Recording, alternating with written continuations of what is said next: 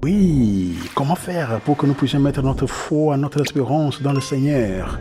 Nous croyons en Dieu pour que nous puissions recevoir de lui toute grâce sur des blocages divers dans notre vie, pour toute délivrance, pour tout ce qui est bon pour nous, comme un arbre planté au bord des eaux, où ça va pousser pour donner même des fruits pendant la sécheresse, plutôt que mettre notre foi dans une créature mortelle, c'est-à-dire l'homme, où nous allons nous perdre pour rien. C'est bon toujours de se confier au Seigneur, qui est le Créateur, qui voit tout. Oui, le Seigneur est toujours fidèle aux côtés de nous. Entrons, entrons, entrons. Bonjour, shalom. Comment ça va bien? Prions. Dieu, notre Père, notre Mère, nous te remercions, nous te rendons grâce pour ton immense gloire. Nous te disons merci pour tout ce que tu ne cesses de faire dans notre vie, tout miracle réalisé dans la vie de toute l'humanité. Je te remercie surtout pour cette audience que tu me donnes toujours.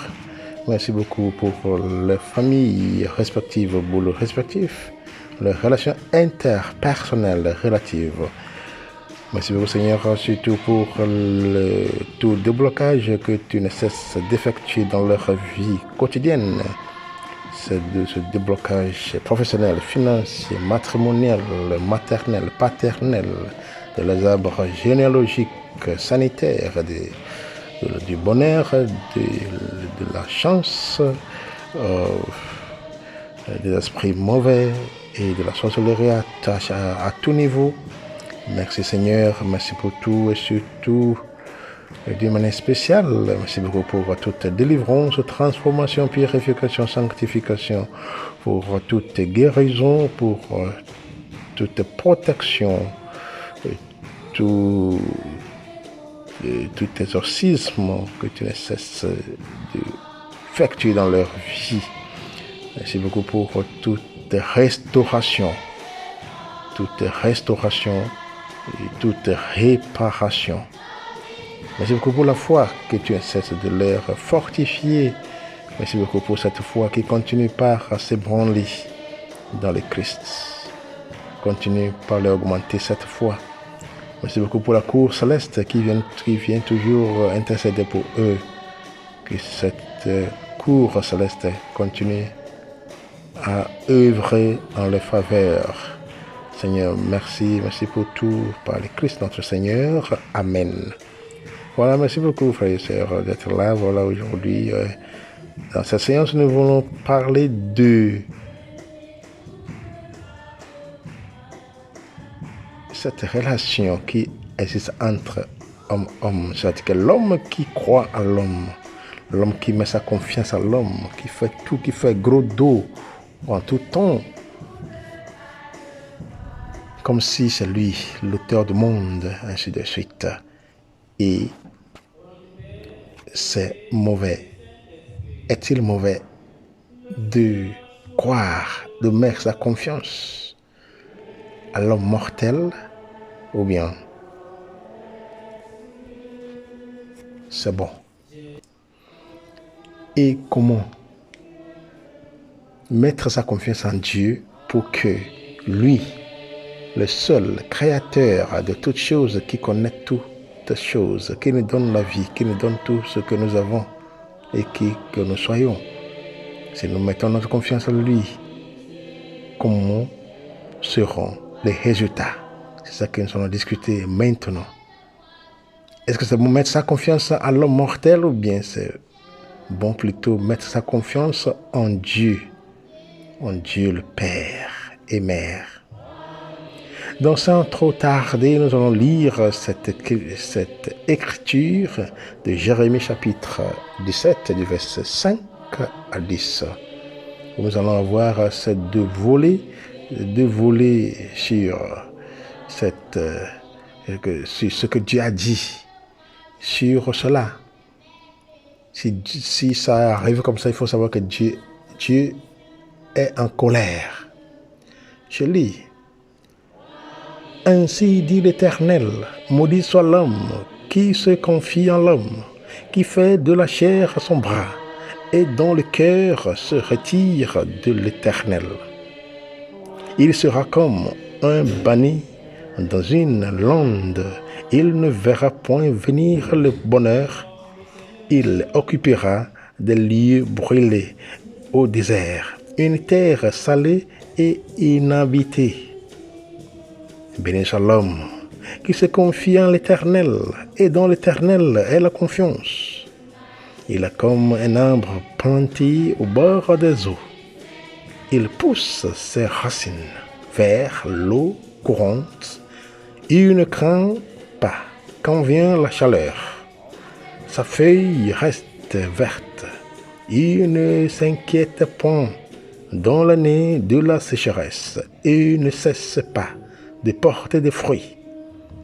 Le cœur est rusé plus que toute chose et très corrompu. Qui le connaîtra?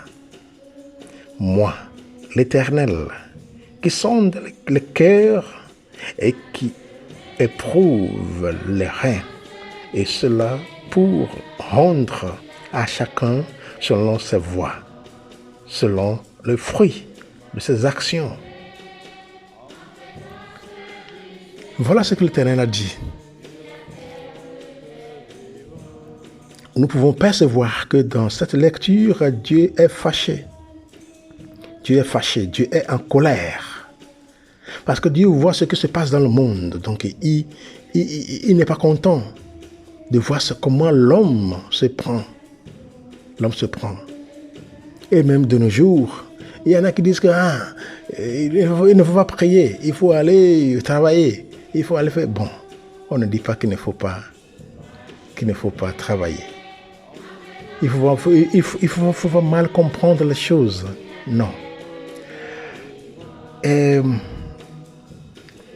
si,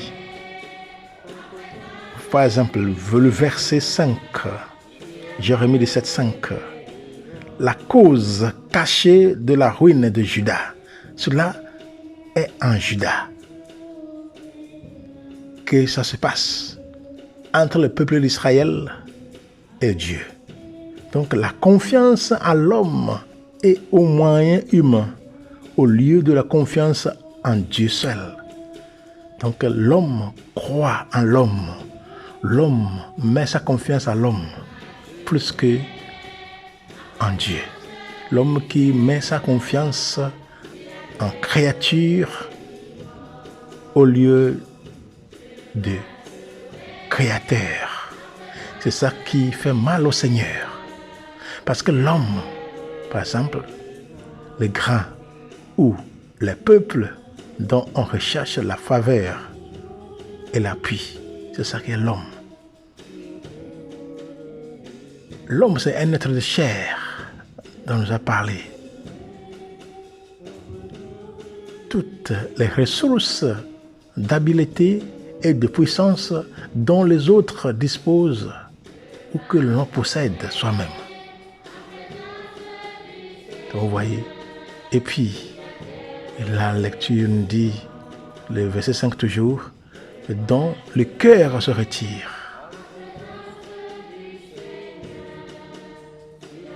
Cette confiance en la chair bannie du cœur. La confiance en l'Éternel. De là, le maudit soit. De là, le maudit soit l'homme qui se confie à l'homme, c'est ça. Dieu abandonne celui qui l'abandonne. Dieu abandonne celui qui l'abandonne. Vous voyez. Et nous pouvons parler encore plus que ça. Et voyant comment les choses se passent, voyant le commentaire, vous voyez, celui qui met sa confiance en l'homme sera comme la bruyère d'un désert, voilà, un arbre nu, un arbuste désolé, le produit d'une terre stérile, inutile et sans valeur. ceux qui se confient en leur propre justice et force et pensent qu'ils peuvent se passer de Christ, font de la chair leurs bras et leurs âmes, ne peuvent prospérer dans la grâce ou le confort. Ceux qui font de Dieu leur espérance fleuriront comme un arbre toujours vert, dont la feuille ne se flétrit pas. Ils seront fixés dans la paix et la satisfaction de l'esprit. Ils ne seront pas inquiets en une année de sécheresse. Ceux qui font de Dieu leur espérance ont assez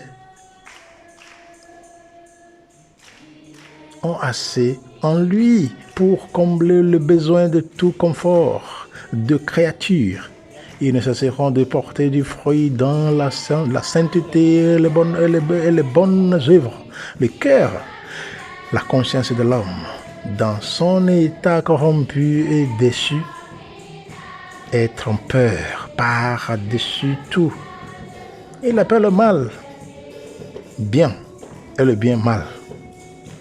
Et crée la paix à ceux à qui elle n'appartient pas.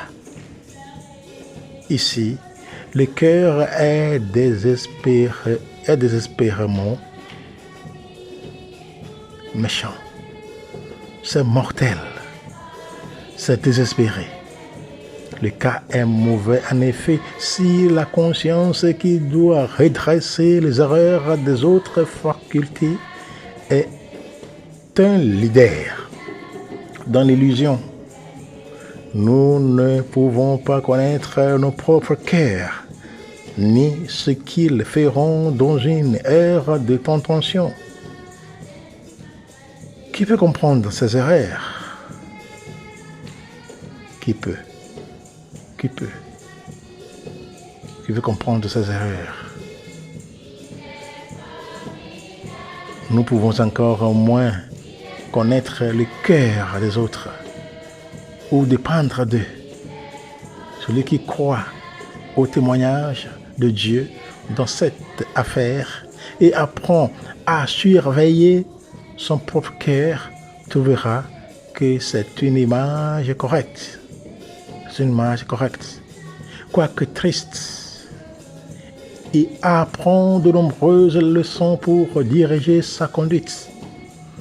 Mais beaucoup de choses dans notre cœur et dans le cœur des autres resteront inconnues. Pourtant, disons, quelle que soit la méchanceté qu'il y a dans le cœur, Dieu le voit. Les hommes peuvent être imposés, mais Dieu ne peut pas être trompé. C'est ça. Donc mon frère, ma sœur, nous sommes là. Il faut bien réfléchir sur la vie. On ne peut pas continuer de cette manière-là. Si on veut que Dieu soit pour nous, si on veut que sa présence soit avec nous, si on veut être entouré par la présence de Dieu, nous devons le rechercher. Chercher sa face en tout temps. Et il ne faut pas rester mettant sa foi, sa confiance dans l'homme. Oui. Combien de fois nous n'avons pas été déçus? Combien de fois nous n'avons pas mis notre confiance à nos frères et sœurs, à nos parents, et nous sommes déçus? Combien de fois? Voilà. C'est une réalité. Dieu a dit cela plusieurs années, disons plusieurs siècles. Et nous sommes ici aujourd'hui. Et nous voyons chaque jour dans notre société beaucoup de mensonges. Je vais t'aider, je peux t'aider. Et on se donne rendez-vous pour pouvoir réaliser cette promesse, pour que cette promesse s'effectue. Mais qu'est-ce qui arrive à la fin va nous étonner, n'est-ce pas? Oui, j'ai dit ça, mais... Oui, j'ai voulu t'aider, mais... Oui, je voulais vraiment t'aider, mais... C'est comme ça, n'est-ce pas? Oui. C'est comme si l'autre est devenu menteur ou menteuse. C'est ça que nous vivons dans ce monde attroupé par toute l'humanité, plus qu'avant. Des milliards de personnes. Milliards de personnes. Disons. Et même des trillions, on peut dire, de personnes dans ce monde. Ce qui se passe jour et nuit. Ou à cause de cela que nous avons beaucoup d'ennemis, parce qu'il m'a promis, voilà. Je suis venu, il m'a dit tel. Lui là, il ne m'aime pas. Peut-être justement parce qu'il n'en a pas. Mais parce qu'il s'est appuyé sur soi-même pour pouvoir vous aider. Le Seigneur ne dit pas qu'il ne faut pas se confier à l'homme. Oui. On peut se confier à l'homme, oui. Cette confiance dont on parle ici, c'est comme bébé et sa maman, bébé et ses parents.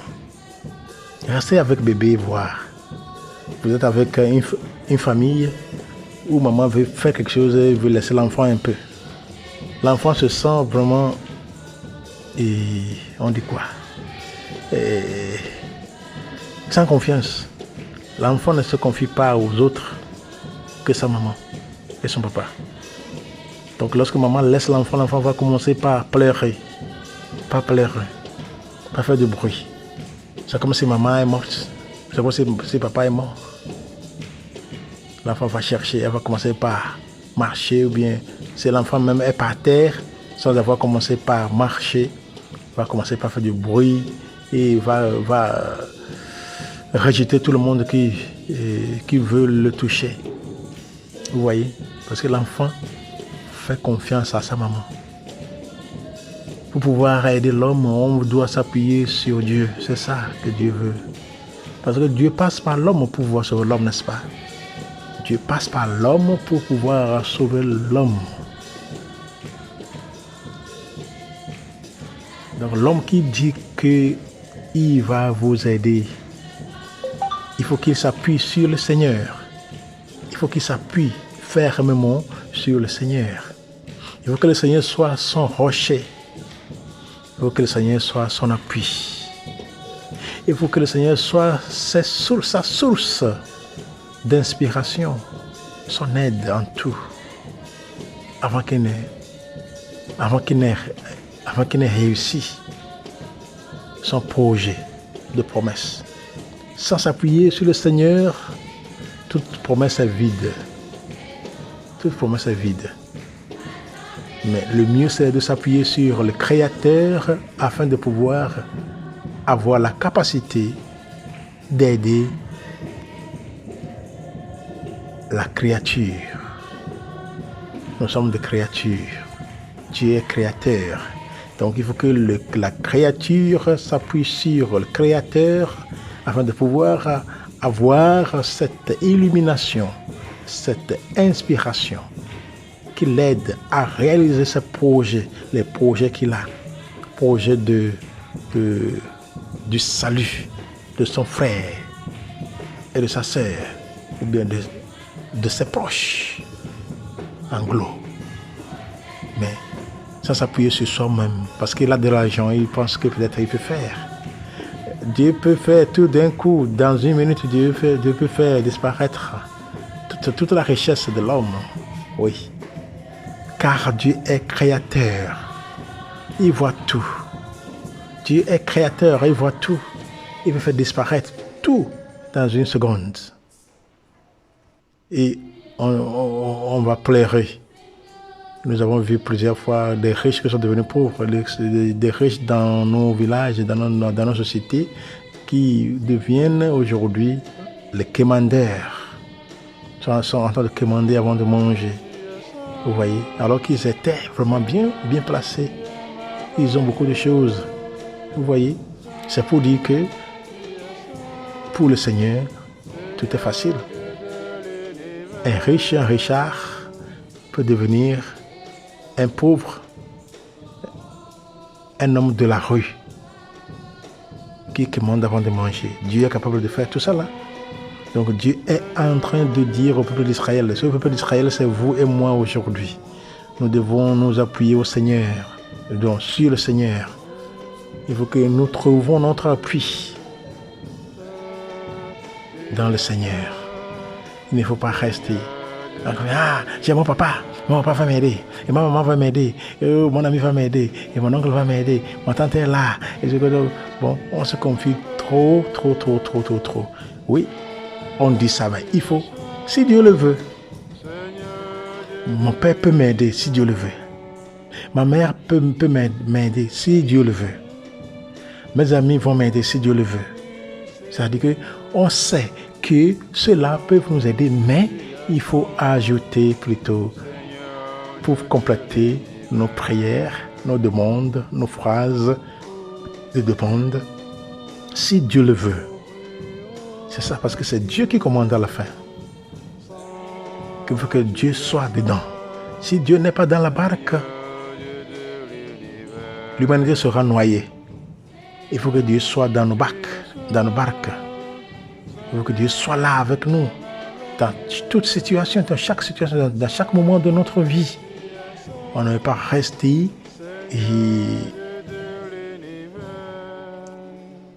sans l'aide du Seigneur, pensant qu'on peut réaliser nos projets de vie. C'est pour ça que c'est nécessaire même de montrer au Seigneur nos projets de vie. Qu'est-ce que nous voulons réaliser, tout ce que nous voulons réaliser, que le Seigneur en sache. Que le Seigneur dise un mot, parce que c'est lui qui a et qui est le dernier mot dans notre vie. À chaque moment, dans toute situation. Si lui dit non, c'est non.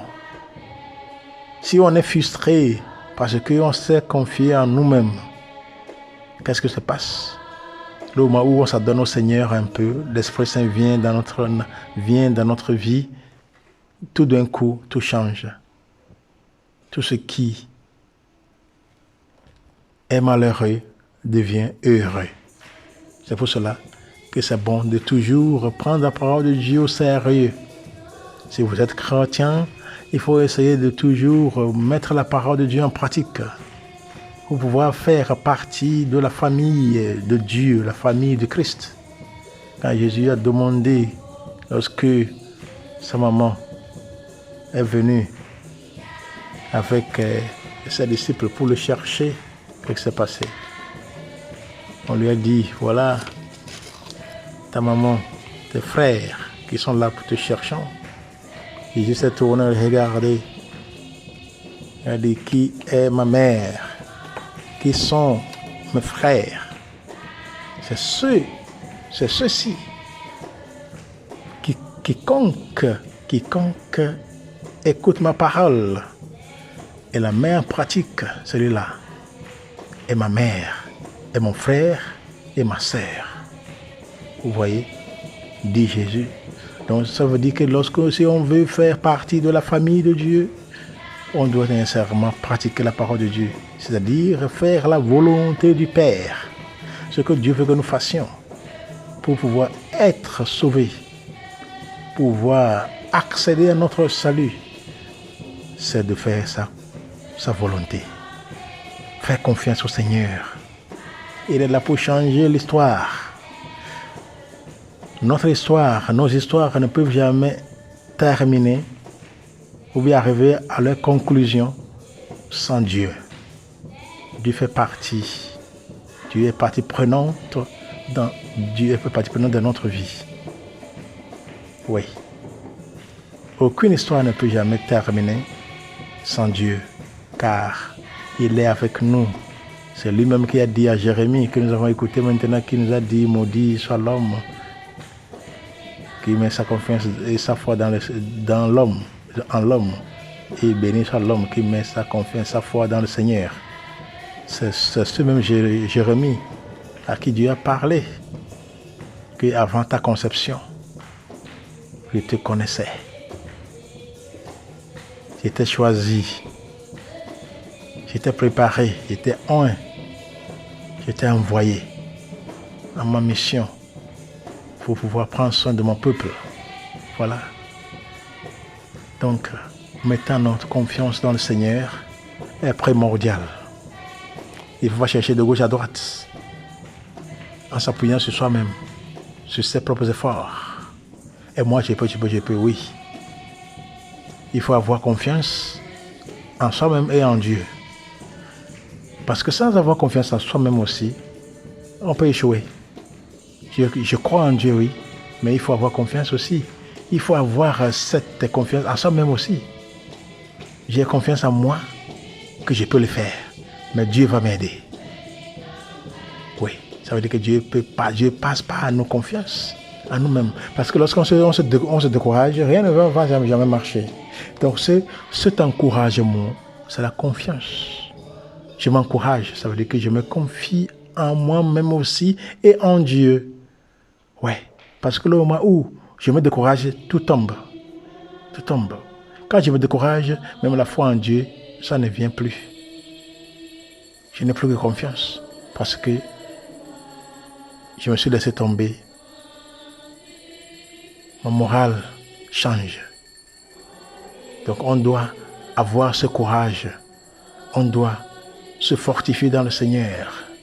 On doit se confier pour pouvoir se confier à Dieu. On doit se confier à soi-même et se confier à Dieu. Avoir la capacité de s'accrocher au Seigneur qui est là pour pouvoir nous aider à réaliser le bien-être de nos destins. Voilà, c'est ça. Donc Dieu s'est fâché, voyant comment le peuple d'Israël vivait, en s'appuyant sur leur propre force, en négligeant la présence du Seigneur, pensant que Dieu n'existe pas. C'est eux qui existent. C'est ça qui a fait que Dieu a dit tout cela à travers Jérémie. Dieu s'est fâché. Donc qui veut être libéré, qui veut réussir dans cette vie, doit se confier au Seigneur.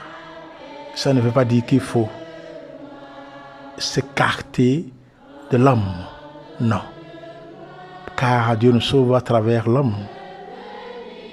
Oui. Dieu nous sauve à travers l'homme.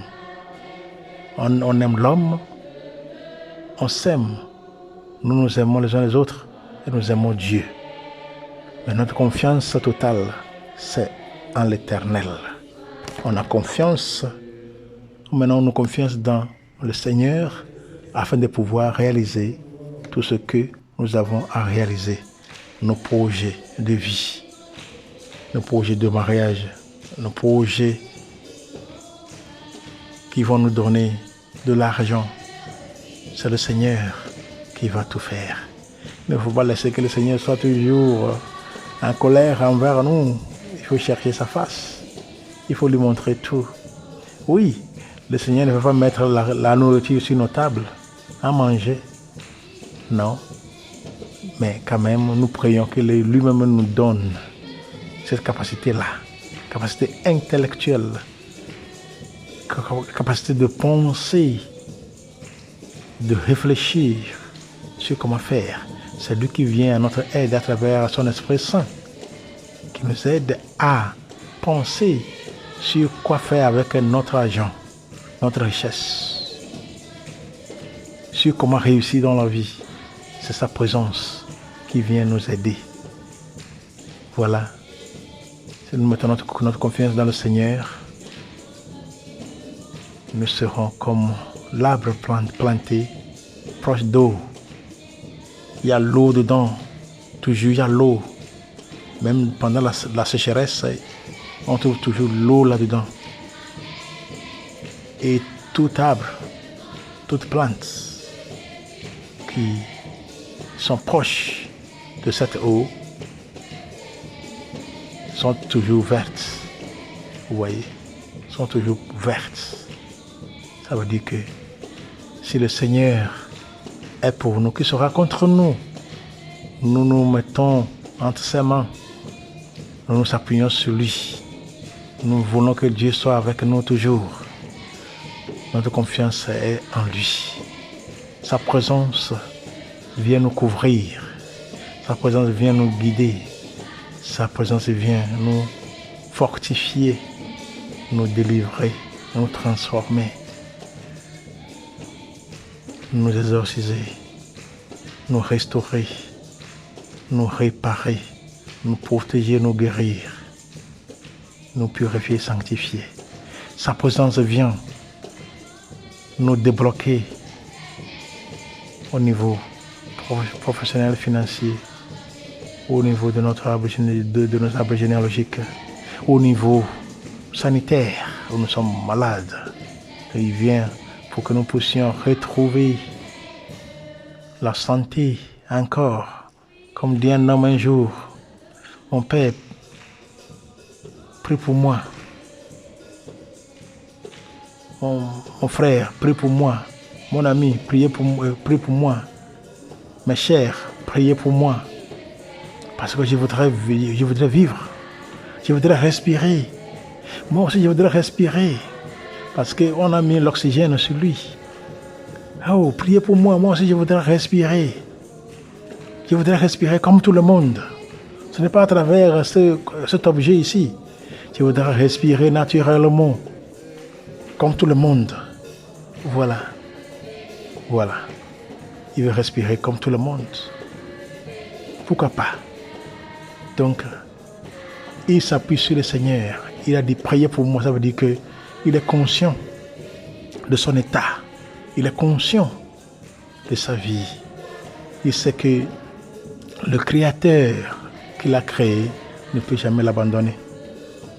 Et comme l'Éternel passe par l'homme pour pouvoir sauver l'homme, cet homme passe par l'homme pour que l'homme prie à l'Éternel, pour que l'Éternel l'aide à respirer encore. Vous voyez? Donc c'est cela. Donc il faut que l'homme s'appuie sur Dieu pour pouvoir sauver l'homme. C'est toujours comme ça. S'il y a cette balance, la vie deviendra vraiment une vie paisible, une vie douce pour l'humanité. Donc qui s'appuie sur le Seigneur ne perd rien, mais gagne beaucoup. Mais qui s'appuie sur l'homme, tout le temps, sa confiance, il sera toujours déçu. Donc demandons au Seigneur de nous aider à pouvoir mettre en pratique sa parole, de pouvoir chercher sa face. Et comme dit la chanson, je cherche les visages du Seigneur. Je cherche son image tout au fond de vos cœurs. Vous êtes le corps de Christ. Vous êtes le sang de Christ. Vous êtes l'amour du Christ. Alors, qu'avez-vous fait de lui? Je cherche les visages du Seigneur. Je cherche son image tout au fond de vos cœurs. Il faut que je cherche le visage du Seigneur, la présence du Seigneur, sa présence qui me fortifie, sa présence qui me donne tout ça, sa présence qui me nourrit, qui me satisfait. C'est ça qu'il faut chercher toujours. Que lui soit toujours avec nous, qu'il soit dans nos vies, qu'il soit dans votre vie. Vous les jeunes, la jeunesse, vous adultes, les parents, vous, l'humain, nous tous, que Dieu soit toujours avec nous, comme nous sommes avec lui. Qu'il soit loué éternellement, glorifié, sanctifié éternellement, adoré éternellement.